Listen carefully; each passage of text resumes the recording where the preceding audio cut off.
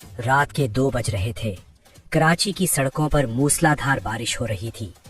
धुंध और सन्नाटे के बीच एक कार तेजी से आकर एक सुनसान गली में रुकती है। कार का दरवाजा खुलता है और एक साया बाहर निकलता है। ये कोई आम आदमी नहीं था। ये वो खूनखार कमांडर था जिस पर भारत में कई मासूमों की जान लेने का इल्जाम था। उसने अपनी जैकेट का कॉलर ऊपर चढ़ाया और चारों तरफ देखा। उसे लगा वो पाकिस्तान में है, दुनिया की नजरों से दूर एक सुरक्षित किले में है। वो अपने सेफ हाउस की तरफ तेज कदमों से बढ़ने लगा। छप छप छप उसके जूतों की आवाज सन्नाटे को चीर रही थी। लेकिन तभी अचानक उसे लगा जैसे कोई उसके पीछे चल रहा है। उसने पीछे मुड़कर देखा, कोई नहीं था, सिर्फ बारिश की आवाज थी। उसने राहत की सांस ली और मुड़ा। लेकिन जैसे ही वो मुड़ा, एक काली पल्सर बाइक बिना किसी हेडलाइट के किसी साए की तरह उसके सामने खड़ी थी। बाइक सवार ने काला हेलमेट पहन रखा था। इससे पहले कि वो आतंकी कुछ समझ पाता, हवा को चीरते हुए थशप थशप की 2 खामोश आवाजें आईं। एक सटीक निशाना लगा और उसका खेल वहीं खत्म हो गया। वो भारी भरकम शरीर कराची की उस सुनसान सड़क पर गिर पड़ा। बाइक सवार ने 1 सेकंड के लिए उसे देखा, बाइक घुमाई और पलक झपकते ही कराची की धुंध में ऐसे गायब हो गया जैसे वो वहां था ही नहीं। पाकिस्तानी पुलिस सायरन बजाती हुई पहुंची। खुफिया अफसर भी आए, लेकिन उनके हाथ कुछ नहीं लगा, ना कोई सुराग और ना ही कोई गवाह। मारने वाला कौन था, किसी को पता नहीं। पाकिस्तान की मीडिया ने उसे सिर्फ एक नाम दिया, अननोन मैन। और यहीं से शुरुआत हुई पाकिस्तान के इतिहास के सबसे बड़े रहस्य की। कराची की घटना को पाकिस्तानी खुफिया एजेंसी ने इत्तेफाक मानकर रफा दफा कर दिया, लेकिन उन्हें नहीं पता था कि ये एक ऐसे तूफान की पहली दस्तक थी जो उनकी जड़ें हिलाने वाला था। मई 2023, जगह लाहौर की सनफ्लावर हाउसिंग सोसाइटी। ये लाहौर का वो वीआईपी इलाका है जहां परिंदा भी पर नहीं मार सकता। और इसी वीआईपी इलाके में शाही मेहमान की तरह रह रहा था भारत का वांटेड आतंकी परमजीत सिंह पंजवार। सुबह के 6 बज रहे थे। हल्की हल्की धुंध थी। पंजवार ट्रैक सूट पहने हुए अपने 2 हथियारबंद गार्ड्स के साथ मॉर्निंग वॉक पर निकला था। वो सीना चौड़ा करके चल रहा था। उसे लगता था कि 90 के दशक में भारत को जो दर्द उसने दिया है उसका अब कुछ कोई बिगाड़ नहीं सकता। तभी सोसाइटी के गेट के पास से एक मोटरसाइकिल उनके पीछे लगती है। गार्ड्स ने देखा, लेकिन उन्हें लगा कोई लोकल लड़का होगा। बाइक धीरे धीरे उनके करीब आती है और फिर अचानक उसकी रफ्तार तेज होती है। बाइक पंजवार के ठीक बगल में आकर झटके से रुकती है। पीछे बैठे लड़के ने पलक झपकते ही निशाना साधा। कुछ खामोश आवाजें गूंजी और परमजीत सिंह पंजवार का सफर हमेशा के लिए खत्म हो गया। गार्ड्स जब तक कुछ समझ पाते, बाइक सवार लाहौर के ट्रैफिक में ओझल हो गए। पाकिस्तान का पूरा सिस्टम बस तमाशा देखता रह गया। पंजवार के इस तरह मारे जाने की खबर जब रावलपिंडी के खुफिया हेडक्वार्टर पहुंची तो जनरलों के पैरों तले जमीन खिसक गई। एक बंद कमरा, बड़ी सी मेज और उस पर बिखरी हुई तस्वीरें। एक पाकिस्तानी जनरल गुस्से में मेज पर हाथ पटकता है। उसके सामने एक बड़ा सा नक्शा टंगा है। उस नक्शे पर लाल रंग के क्रॉस लगे हैं। Karachi cross, Lahore cross, Peshawar cross. General चिल्लाता है, ये हो क्या रहा है?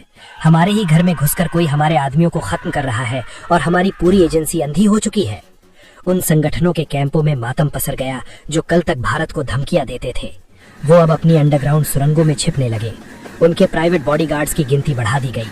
हर अनजान चेहरे पर अब उन्हें अपना अंत नजर आने लगा। अधिकारियों को समझ आ गया था कि ये कोई इत्तेफाक नहीं, ये एक बहुत ही सोच समझकर चलाया जा रहा सीक्रेट ऑपरेशन है। लेकिन सबसे बड़ा सवाल ये था कि ये अज्ञात हमलावर आखिर काम कैसे कर रहे हैं। आइए आपको उस डार्क दुनिया में ले चलते हैं जहां ये खौफनाक स्क्रिप्ट लिखी जाती है। दुनिया के किसी अनजान देश के एक अंधेरे कमरे में एक मास्टरमाइंड कंप्यूटर स्क्रीन के सामने बैठा है। वो एक इनक्रिप्टेड ऐप जैसे टेलीग्राम खोलता है और पाकिस्तान के ही किसी लोकल क्रिमिनल या गैंगस्टर को मैसेज भेजता है। कोई सीधा संपर्क नहीं, कोई अपनी पहचान नहीं। एक काम है, एक बड़ी रकम मिलेगी। ये रही टारगेट की फोटो और लोकेशन। पाकिस्तान में बैठा वो लोकल अपराधी पैसों के लालच में अंधा हो जाता है। वो काम करने के लिए राजी हो जाता है। अगले ही पल दुबई के रास्ते क्रिप्टो करेंसी या हवाले के जरिए वो रकम उस पाकिस्तानी गुंडे तक पहुंच जाती है। पाकिस्तानी लोकल गुंडा काम को अंजाम देता है और जैसे ही टीवी पर उस टारगेट के खत्म होने की ब्रेकिंग न्यूज आती है, वो मास्टरमाइंड हैकर अपना टेलीग्राम अकाउंट, अपना सर्वर और अपना सारा डिजिटल वजूद हमेशा के लिए मिटा देता है। डिलीट। अगर पाकिस्तान की पुलिस उस लोकल गुंडे को पकड़ भी लेती है तो वो रोते हुए सिर्फ इतना कहता है, मुझे नहीं पता वो कौन था साहब, मुझे तो बस टेलीग्राम पर एक मैसेज आया था। यही है अननोन मैन का सबसे बड़ा सस्पेंस। पुलिस एक ऐसे साय को ढूंढ रही है जिसका कोई वजूद ही नहीं है। अक्टूबर 2023 इस लिस्ट का अगला टारगेट था वो शख्स जिसने 2016 में पठानकोट एयरबेस पर हमला करवाया था। नाम शाहिद लतीफ। लतीफ को भी पता चल चुका था कि अज्ञात हमलावरों की हिट लिस्ट में उसका भी नाम है। वो इतना डर गया था कि उसने अपने घर से निकलना बंद कर दिया था। लेकिन 11 अक्टूबर को सुबह की नमाज पढ़ने के लिए वो सियालकोट की एक मस्जिद में गया। उसे लगा इबादत की जगह पर तो कोई उसे हाथ नहीं लगाएगा, लेकिन वो गलत था। मस्जिद के अंदर ही कुछ अनजान लोग आते हैं, उनके चेहरों पर नकाब है। वो सीधे शाहिद लतीफ के पास पहुंचते हैं। बिना एक भी शब्द बोले उनका काम पूरा होता है और लतीफ वहीं फर्श पर ढेर हो जाता है। पूरे पाकिस्तान में हड़कंप मच जाता है। भारत के दुश्मनों को अब ये समझ आ चुका था कि ना कोई सेफ हाउस और ना ही कोई वीआईपी सोसाइटी उन्हें बचा सकती है। अब आप सोच रहे होंगे कि अगर पाकिस्तान में इतने सारे आतंकी मारे जा रहे हैं तो पाकिस्तान दुनिया के सामने यूनाइटेड नेशंस में जाकर शिकायत क्यों नहीं करता। यहीं पर पाकिस्तान एक ऐसे जाल में फंस गया जहां से निकलना नामुमकिन है। दशकों से पाकिस्तान पूरी दुनिया और फाइनेंशियल एक्शन टास्क फोर्स से झूठ बोलता आ रहा था कि हमारे यहाँ कोई आतंकी नहीं है। अब अगर वो दुनिया के सामने जाकर रोता है कि हमारे यहाँ फलानी जगह पर वो आतंकी मारा गया, तो दुनिया उल्टा उसी से पूछेगी कि तुम तो कह रहे थे कि वो तुम्हारे देश में है ही नहीं, फिर वो कराची और लाहौर में कैसे बैठे थे। अगर वो सच बोलते हैं तो उन पर कड़े प्रतिबंध लग जाएंगे। इसलिए वो अपनी ही बिछाई बिसात पर मात खा रहे हैं और मीडिया के सामने आकर झूठी कहानी सुना रहे हैं कि ये तो लोकल रंजिश का मामला था। लेकिन दुनिया की नजरों से कुछ नहीं छिपता। ब्रिटेन के सबसे बड़े अखबार द गार्जियन ने अपनी रिपोर्ट में दावा किया कि ये सारे अननोन मैन और ये मिशन सीधे तौर पर भारत की खुफिया एजेंसी का काम है। हालांकि भारत के विदेश मंत्रालय ने इन दावों को तुरंत ये कहकर खारिज कर दिया कि ये एक झूठा प्रोपेगेंडा है और ऐसी चीजें भारत की नीति का हिस्सा नहीं है। कूटनीति की दुनिया में आधिकारिक तौर पर ऐसी बातों को कभी स्वीकार नहीं किया जाता। लेकिन दोस्तों, पूरी दुनिया को ये संदेश मिल चुका है कि भारत अब वो पुराना भारत नहीं रहा जो सिर्फ सबूतों की फाइलें लेकर दुनिया भर में घूमता था। आज का भारत बदल चुका है। रक्षा विशेषज्ञ मानते हैं कि अब नीति बदल गई है। हम तुम पर पहले हमला नहीं करेंगे, लेकिन अगर तुमने हमें छेड़ा तो हम तुम्हें तुम्हारे घर में घुसकर जवाब देंगे।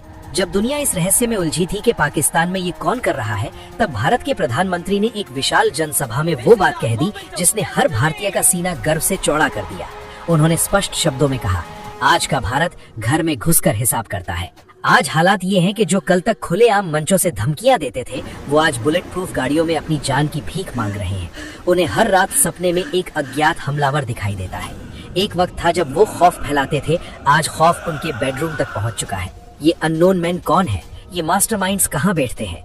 ये बात शायद इतिहास के पन्नों में हमेशा के लिए एक रहस्य बनकर रह जाए। इन खामोश योद्धाओं को शायद कभी कोई पहचान न मिले, लेकिन भारत का हर वो नागरिक जिसने अतीत में आतंकवाद का दर्द सहा है, वो दिल से जानता है कि कोई है जो सरहदों के पार रात के अंधेरे में खामोशी से अपना फर्ज निभा रहा है। अगर आपको भारत की इस नई ताकत, जासूसी की इस रहस्यमयी दुनिया और उन अनसुने वीरों की कहानी ने रोमांचित कर दिया हो, तो इस वीडियो को लाइक करें और कमेंट सेक्शन में पूरे जोश के साथ लिखें, जय हिंद, जय भारत। चैनल को सब्सक्राइब करें। मिलते हैं एक और ऐसी ही अनसुनी कहानी के साथ। तब तक के लिए सावधान रहें, सुरक्षित रहें।